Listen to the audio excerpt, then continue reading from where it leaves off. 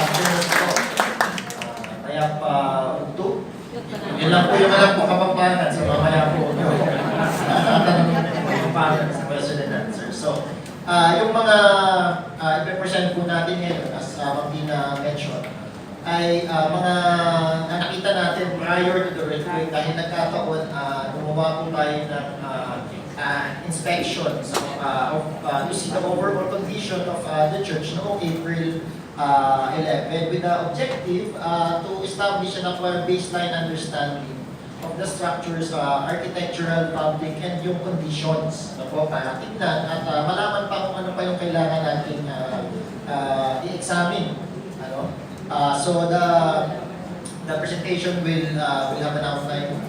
Usahan natin doon sa pagpakita kung nasaan ba ang inyong site. So ayan po ang aerial photo ng ating simbahan with the rest of the church compound. So the next photos, we'll see various areas pa around the church na napapaligiran tayo ng mga streets. We see other structures, support structures, and added structures. And also makikita na rin natin yung mga adjacent na mga structures sa kanya. Ito nabanggit ni engineer kanina, kaya hindi ganun ka-magnified o ka-intense yung trap dahil may nakasantal siya sa isang structure. And of course, yung iba pang area. So, nasa gitna siya ng Angeles City. Na nakakuha po tayo ng aerial photograph ng ating simbahan dito. So, mag-umpisa po tayo sa building conditions. So, ang simbahan ay makikita natin parang may tatlong levels, yung sa pinakababa, yung gitna, yung nasa yung belfry, at may portico shade, at yung choir loft sa loob niya. This one is obviously added, so iba na po yung kanyang material at saka yung kanyang interior, as well as some other parts of the interior. So ayan po yung plano niya, so nakikita natin yung mga walls niya, kung gano'n siya kakapal, and then yung mga added columns, and then of course yung belfry, matibay yung belfry, sabi nga ni engineer kanina, kahit na siya ay mataas na, ay makita naman natin kung gano'n kakapal yung kanyang pader. So yan po ang kanyang configuration. And then other areas, familiar naman tayo, buti may picture tayo, baka naminis nyo na yung simbahan. So might as well pakita po natin sa inyo. So left transept, yung nasa yung altar, at yung right, kung saan dito ko nagpakita si engineer kanina ng mga defects and damage. Next, yung building materials. Makikita po natin karamihan sa ating mga lumang simbahan ay di naman unusual, di naman uncommon. Kakaiba doon sa mga modern materials natin. Ang simbahan po natin ngayon ay may gumamit ng volcanic rock. Malamang siguro dahil nasa paligid natin ay volcanic area. Kaya nung araw, ginagamit sila ng mga materials na kung ano yung available. Kung sa ibang area, halimbawa sa Bonat sa Cebu, napapaligiran sila ng dagat, kaya mga coral stones ang mga gamit nila doon. Sa ibang area, adobe, iba, walang bato, gumawa sila ng masonry ng bato, ng bricks. So ayan. Pero kailangan pa natin malaman kung ano talaga yung bato na yan. Next slide. Sa bandang taas, makikita natin yung magkakaiba dahil mukha na siyang modern addition. Mukha na siyang modern addition na pinagmukhang luma siguro. So para magaya yung original, kung ano yung luma, siguro sinubukan nilang gayahin. Nadagdag yun, most probably after this year. Ito po ay isang litrato na provide sa atin kung saan may planong naglanding sa simbahan. Makikita niyo po, na nag-crash dyan, makikita nyo yung configuration ng simbahan, especially with the height. Kung titignan natin yung height. So, nadagdag na po itong area na ito, plus yung portico shade. So, after that damage na nasustain yung simbahan ng may nag-crash na aeroplano, siguro yung mga administrators or custodians ng simbahan, nilarapat na sige, dagdagan natin, or patibayan natin para may gusto pang mag-landing doon. So pinatibay nila, dinagdagan nila upang mapatibay siguro at improve na rin, nagkaroon sila ng pagkakataon. Nakita nila yung opportunity na dagdagan, improve siguro yung kanilang yung simbahan. Kasabay ng iba pang mga ornaments, sa paligid ng bintana, sa paligid ng mga openings, tapos yung roofing, napansin nyo, iba na rin yung itsura ng roofing. The next photos, yung iba pang configuration ng bubong, so tumaas ito, nadagdagan, at bago na yung forma ng bubong. So, yan po yung general, yung itsura niya, Now, yung issues, gusto ko pong i-present yung issues dahil sabi nga ni Architect Tita kanina, na baka may mga issues pa, may mga iba pang bagay na nakakontribute doon sa pagkasira ng lindol during nung earthquake, So, basically, yung general material conditions, hygienic deterioration, pagkasira dahil sa mga plants and animals, of course, structural issues, hindi yun nga yung mga interventions o yung mga modifications, alterations na ginawa sa simbahan. So ano po itong mga pula na to? Yan po ay mga pako na ipinalo or binakon dun sa simbahan, dun sa wall po ng simbahan. So marami po tayong nakikita ganyan at around those nails or kung ano man yung ginamit nilang pang dinerive yan sa walls, makikita natin ito usually cracks, usually fragmentation ng bato. So marami po yan. So bukod dyan, nakikita natin yung mga joints niya, wala nang palaman o wala nang pandikit. Naka-adjust na. In fact, may mga areas po dyan na nung ini-inspect namin, nakakita tayo, kahit kamay lang, halili lang, nakukuha na yung kanyang pandikit o yung mortar. Yung iba naman, may mortar na, ginawa naman na, sige, nag-loosen, lumuluwag, sige, repair natin. Mamaya, represent natin kung ano naman ang meron dito sa mga repairs na yan. And then watermarks, so, karaniwang kalaban talaga ng mga materials, ay tubig. So, nakikita tayo ng mga watermarks, mga related defects, gaya ng mga cracks doon sa lalo na sa portico shape. Salt deposits, ito po, asin ho talaga yan. Pag tinikman niyo yan, medyo mapaklang maalat. Totoo po, hindi po, nakakatawang pakinggan, pero yung mga puti na po yan ay salt deposits na may kaakibat na danger din po yan kapag nakikita natin yan sa mga buildings, yung mga idinagdag natin mga utilities, ayun, pako na naman tayo para ilagay yung mga switch, yung mga ganitong bagay for us, sa building maintenance at sa lalo na sa conservation. May adverse effects po ito later on. Yung mga cracks, yung mga gaps, yung mga loose details, lalong-lalo na dito sa area na to. Sige, go ahead. So, loose detail, yung mga details, naglulusin na dahil dun sa loose mortars, again, ayan, dito, makikita nyo, halos wala na ho silang palaman, or pandikit, So, marami po yan. You can see that all around sa area, and then yung salt deposits, and then yung mortar joints. And then yung repairs, mga sign na po siya ng previous alteration. So, ibig sabihin, marami nang nangyaring pagbabago doon sa structure, doon sa simbahan, So, ito po ay issue dahil hindi po maganda yan na yung incompatibility ng materials. Nakakasama po yan usually sa ating mga materials, lalo-lalo na yung mga traditional or yung mga natural materials natin. Makikita natin around these materials na nagkakaroon siya ng deterioration later on. Halimbawa dito sa window na yan. Next photo, more deterioration joints doon sa pakibalik, lalo sa mga bintana. Ito, na sa mga arches, So, wala na siya yung pandikit. At sa loob naman, makikita natin, although nakapintura siya, makikita natin na may nangyayari doon sa likod ng pintura, yung mga blisters. No, makikita natin. In fact, makikita natin, matitrace na natin yung mga masonry courses. So makikita natin na parang bagang may tubig yung loob ng sa likod ng pintura na yun.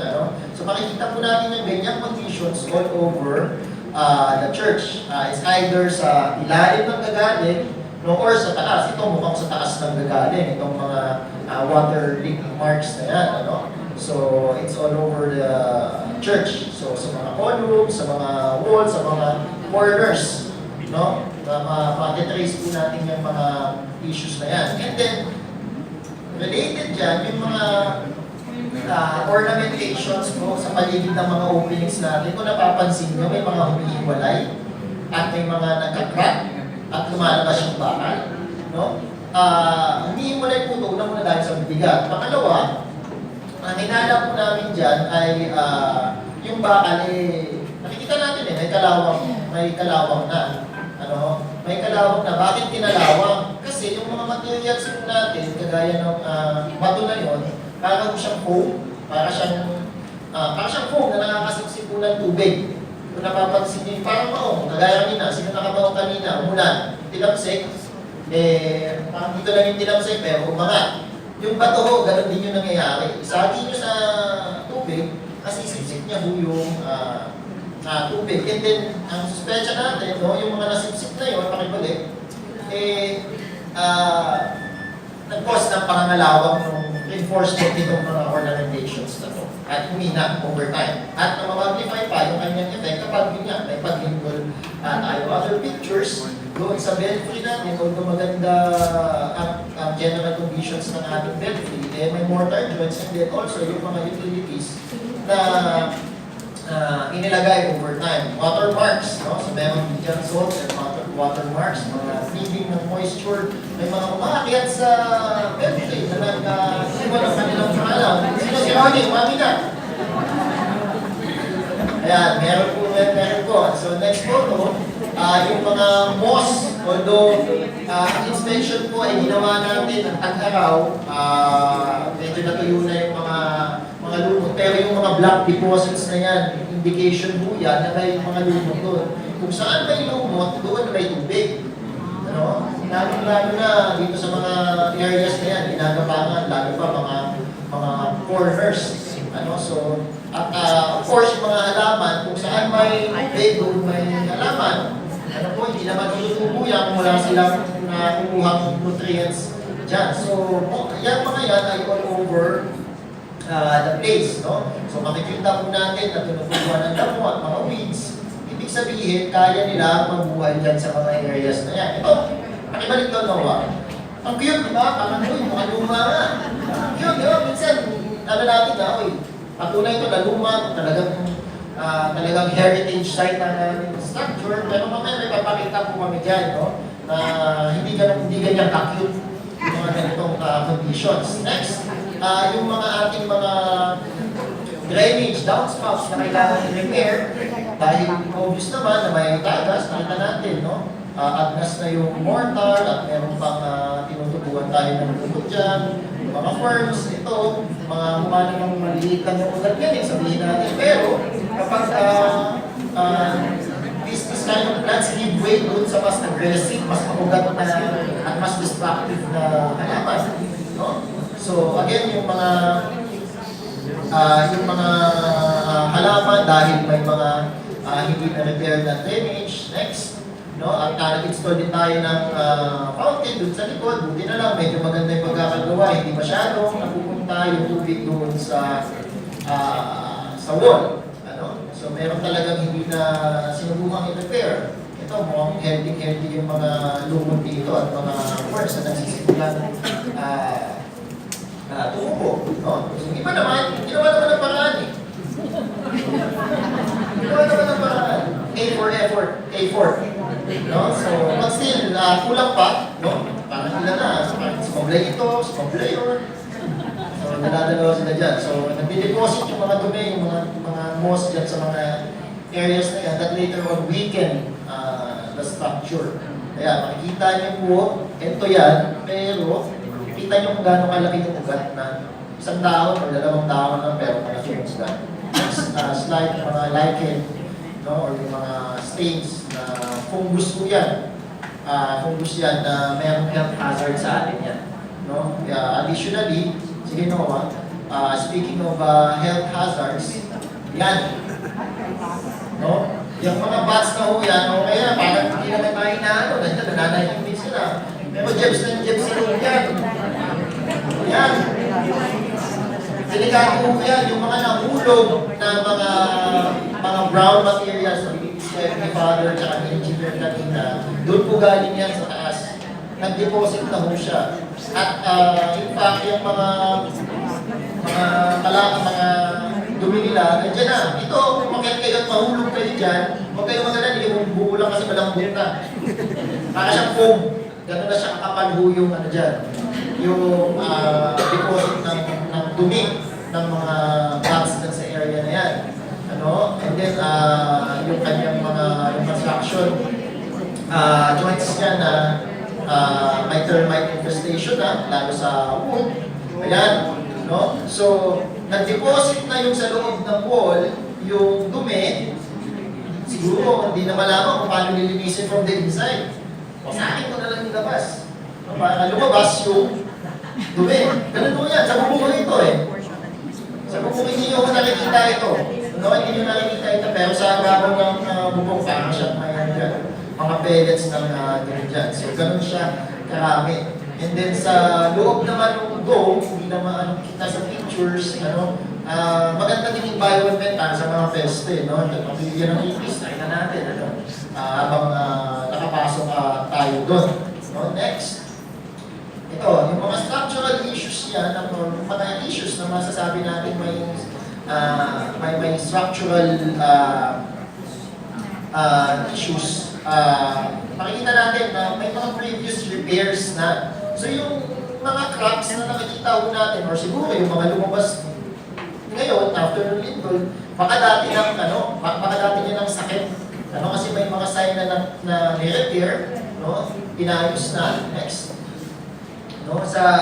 Sa bed-free, although generally okay siya, no? May isa lang tayo condition na nakita natin na medyo hindi siya banda sa loob. But dahil ganun siya kakapal, nakita natin kanina, yung ating belfry, kaya hindi siya nagpakita ng damage during the earthquake, no? And then yung flooring, no, nagpakita din ng mga cracks, no? Yung paborito ni Father na isikat na pattern dun sa ating flooring, no? So that might indicate something. And then itong mga ornamentations na ito, medyo duda kami nung una namin nakita kasi sa dami na rin ang nakita natin or na galaw natin simbahan or nais natin simbahan, parang off siya. No? So, inano namin na malamang ito ay dagdag. No? Kung paano siya dinagdag, hindi natin alam, pero ang alam natin ngayon, may issue na siya. Ito po ay isa sa mga pinagrabe na pinatong na lang siya at sabi, mahuhulog na to. Pakipakuha ng mga atin ng patatlo para hindi mahulog. Buti ito, ito yung isa sa nakita namin, kaya na-advise kami na pakiclear yung harapan kasi hindi natin alam kung anong na-kapit ng mga to. Plus, may mga blessings pa tayong nakikita sa kanya. No? So, of course, yung mga alterations, bukod dun sa dagdag na structure dun sa loob kanina, sa kanyang height, and then of course yung portico siya, reinforced concrete po yan, modern additions. Uso po yan sa madaming simbahan. And then yung canopy sa gilid, no? And then yung mga ornamentations around the windows na kinabit na ito, mukhang dati pa siya nahulog, no? Dati pa siyang nahulog. And then, what is this?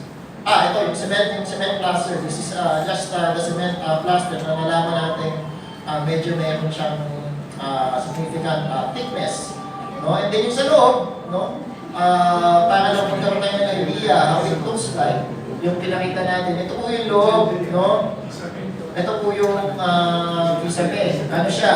Semento siya, slab. No? Na pina-core, pina-wood. No? So, ganyan po siya.